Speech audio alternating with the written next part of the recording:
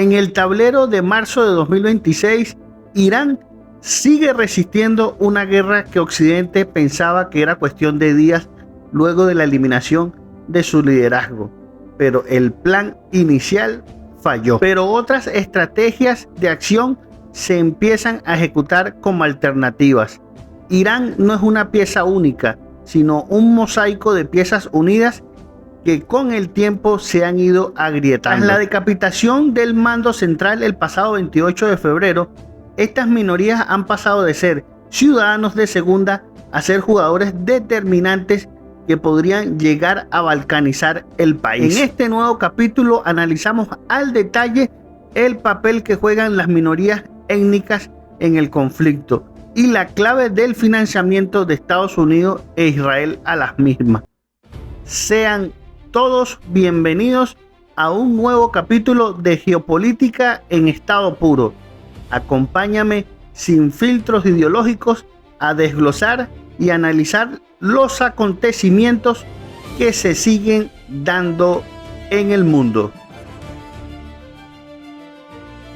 Para entender qué está pasando hoy en las provincias periféricas, hay que ver la composición del país. Irán es solo un 50 a 60% étnicamente persa. El resto es una mezcla explosiva de lealtades y agravios. La distribución de las minorías en Irán sigue una lógica de periferia versus centro.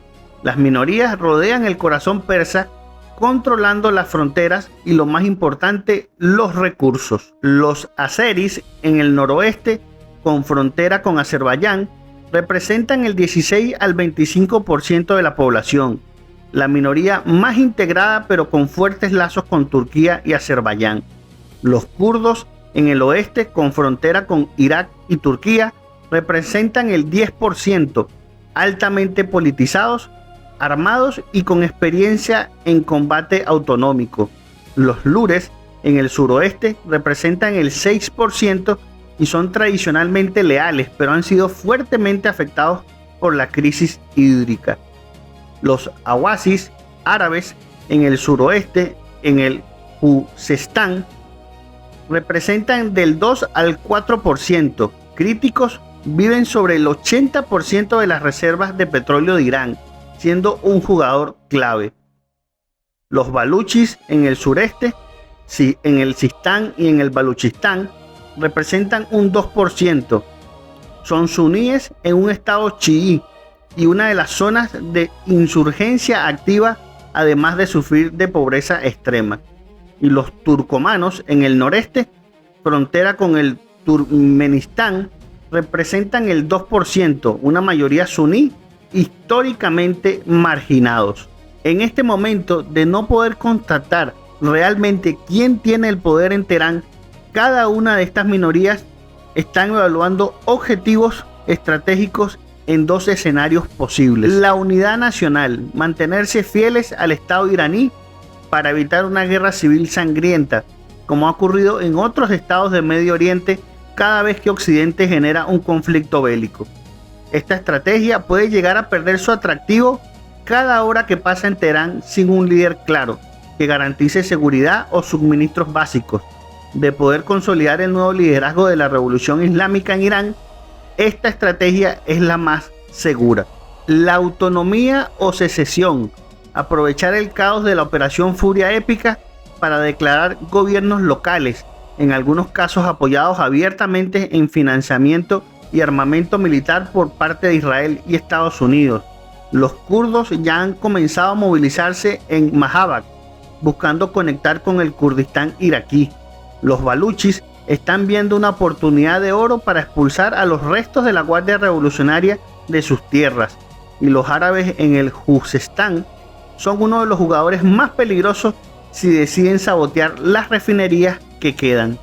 El papel de los actores externos, el juego de sombras. La simetría de la que hablábamos en otros capítulos se potencia aquí. Países vecinos están moviendo sus piezas, unos de manera más abierta, otros aún con cautela. Azerbaiyán y Turquía miran con interés el norte azeri de Irán. Estados Unidos e Israel, aunque niegan apoyar movimientos secesionistas, el colapso interno de Irán a través de sus líneas étnicas facilita su objetivo de neutralizar al régimen sin necesidad de una invasión terrestre masiva. El riesgo real es que estamos ante la posibilidad del efecto Yugoslavia en el pleno corazón del Medio Oriente. Si Teherán no logra proyectar fuerza, resistencia y cierta estabilidad en el medio del caos del conflicto en las próximas semanas, las periferias podrían dejar de jugar el juego de Irán y la unidad nacional para empezar sus propios juegos nacionales. Entonces podemos decir que otro de los grandes objetivos de la guerra en Irán por parte de Israel y Estados Unidos, más allá de un derrocamiento total del gobierno teocrático iraní, es el dividir Irán en enclaves étnicos. Esta es una pregunta que toca el nervio más sensible de la geopolítica persa.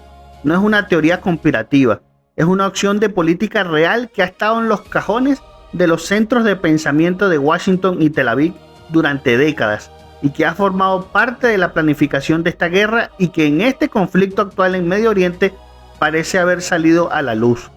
Sin embargo, hay que distinguir entre el objetivo oficial y la consecuencia estratégica. La retórica oficial versus el plan de balcanización.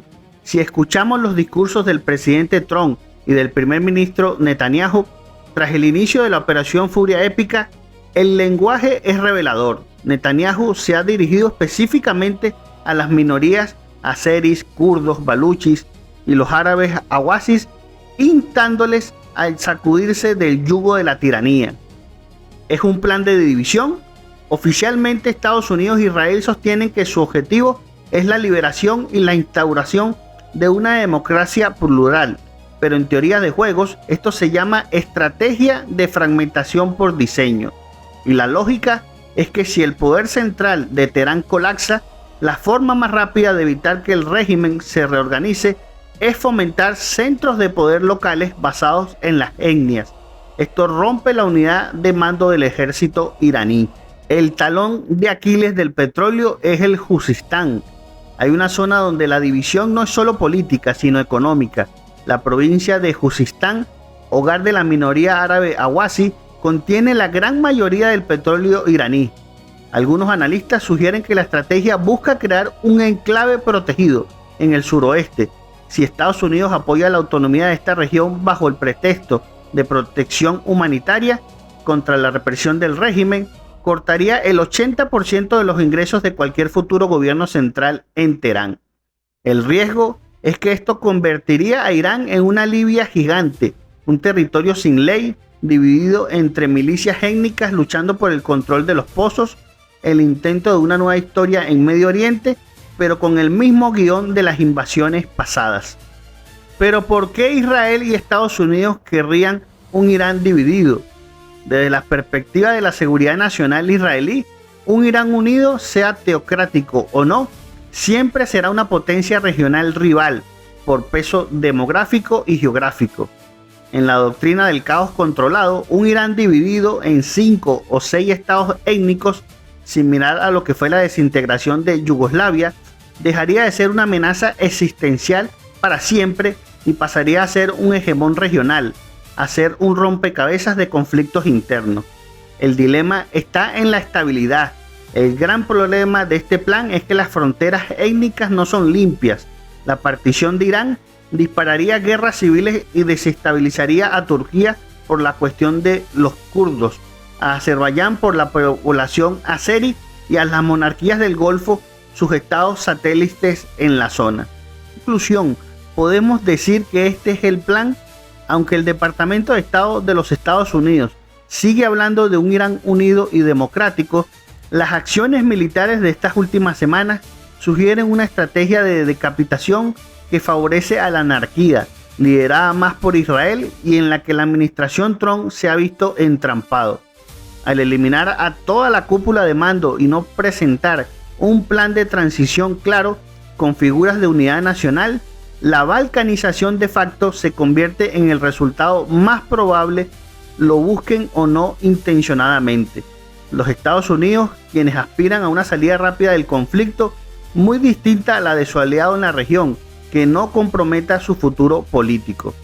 En teorías de juego, si destruyes el nodo central de una red sin preparar un reemplazo, estarías eligiendo deliberadamente la fragmentación del sistema, lo que nos lleva a la siguiente interrogante.